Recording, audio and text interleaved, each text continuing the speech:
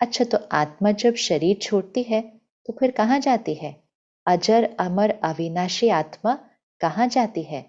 आत्मा एक शरीर छोड़कर माँ के गर्भ में प्रवेश करके अपने नए शरीर में प्रवेश करती है। वो नया शरीर फिर बनना शुरू होता है।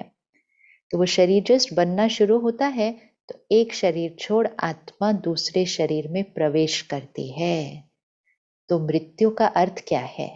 मृत्यु अर्थात मैं आत्मा, ये जो शरीर जो दिख रहा है, ये चोला, इसको छोड़ती हूँ।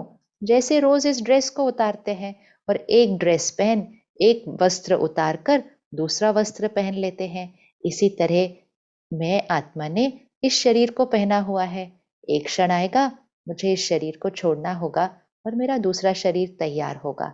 लेकिन क्या मैं आत्मा अपने साथ यहां से कुछ नहीं लेकर जाती? सब कुछ पीछे रह जाएगा? सब कुछ पीछे नहीं रह जाएगा। जो कुछ दिखाई देता है वो पीछे रह जाएगा, लेकिन जो नहीं दिखाई देता है वो आत्मा के साथ जाएगा। वो क्या है? सब कुछ जो यहां छप जाता है, आत्मा के संस्कार, आत्मा के कर्म। ये चौथा होमवर्क जो सारा दिन कर्म करते हुए याद रखना है। ये सब कुछ टेम्पररी है, थोड़े समय के लिए है, लेकिन कर्म और संस्कार ये मुझ आत्मा के साथ जाएंगे। तो मैं आत्मा शरीर छोड़ अपने कर्म और संस्कार लेकर अगले शरीर में प्रवेश करते हो। कुछ महीनों बाद बच्चा पैदा होता है।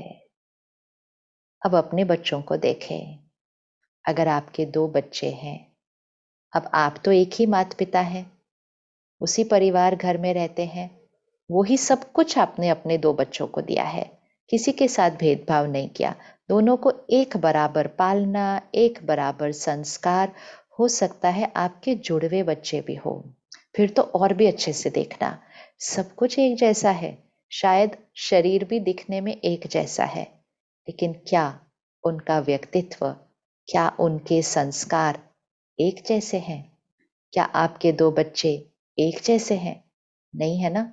कभी कभी तो आप परेशान हो जाते होंगे, ये मेरे बच्चे होकर मेरे जैसे क्यों नहीं है, और ये दोनों मेरे बच्चे होकर एक जैसे क्यों नहीं है?